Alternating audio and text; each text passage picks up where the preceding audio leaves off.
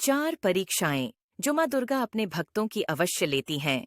नमस्कार दोस्तों, आप सभी पर माँ का आशीर्वाद और बजरंग बली की कृपा सदैव बनी रहे।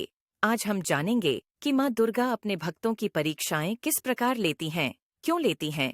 तो माँ दुर्गा अपने भक्तों की परीक्षाएं उन्हें यह याद दिलाने के लिए, यह बताने के लिए लेती हैं कि तुम्हारे अंदर असीमित क्षमताएं हैं, असीमित शक्तियां हैं। उन्हें पहचानो और जागृत करो। विक्टिम की तरह बेरगी का जीवन मत जियो, सब कुछ तुम्हारे हाथ में है।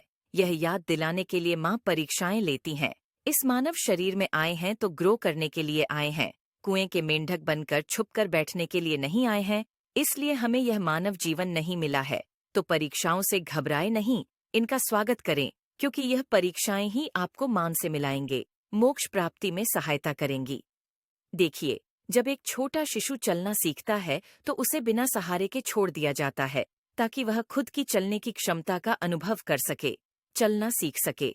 गिरता है, बार बार लड़खड़ा आता है, लेकिन कुछ समय बाद चलना सीख जाता है।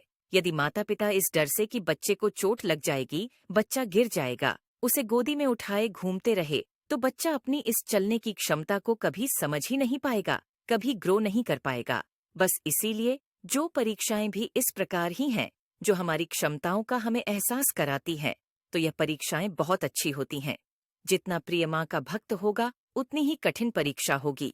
और याद रख, सुख का एहसास भी तभी है जब दुख है, नहीं तो सुख का भी कोई रस नहीं। जैसे रात है तभी उजाले की भी कद्र है। तो यह परीक्षाएं बहुत बहुत आवश्यक हैं। आत्मा के विकास के लिए तो कौन सी परीक्षाएं मान लेती हैं, इसके बारे में अगर बात करें तो सबसे पहली जो परीक्षा होती है, जो सबसे महत्वपूर्ण है, क्योंकि अन्य जो परीक्षाएं जिनके बारे में मैं आगे बात करूंगी, इसी परीक्षा का एक भाग है। तो यह जो परीक्षा है कि आपने स्पिरिचुअली कितना ग्रो किया है, इस चीज की हर कदम पर आपकी परीक्षा होती है।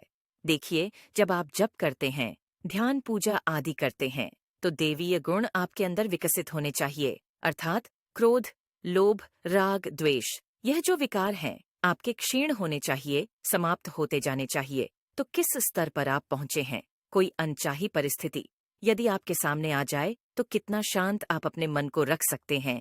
रोज 1-2 घंटे, 3 घंटे पूजा साधना कर रहे हैं, लेकिन जरा सा किसी ने कुछ कह दिया, कुछ चाहा हो गया, जहां सोचा था प्रशंसा मिलेगी, लेकिन वहां मान नहीं मिला, तो ऐसे में कितना शांत और निर्लिप्त आप रह पाते हैं।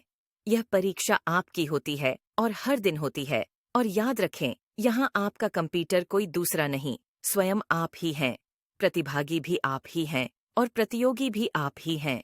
आपको स्वयं से बेटर अपने को साबित करना है, अपने लेवल को रोज ऊंचा करना है।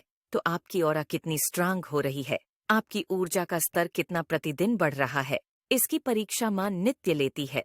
दूसरी परीक्षा जो मान लेती है कि आप पर बहुत से नेगेटिव साइकिक अटैक होते हैं, परिवार वालों के भी होते हैं, और परिवार के बाहर से भी बहुत सारी चुनौतियां आपके सामने आती हैं। आपके विरोधी हाँ भी हो सकते हैं, परिवार में लड़ाई हो सकती है, तनाव हो सकता है, पूजा के समय व्यवधान आ सकता है। और ऐसी स्थिति में आपको विचलित नहीं होना है।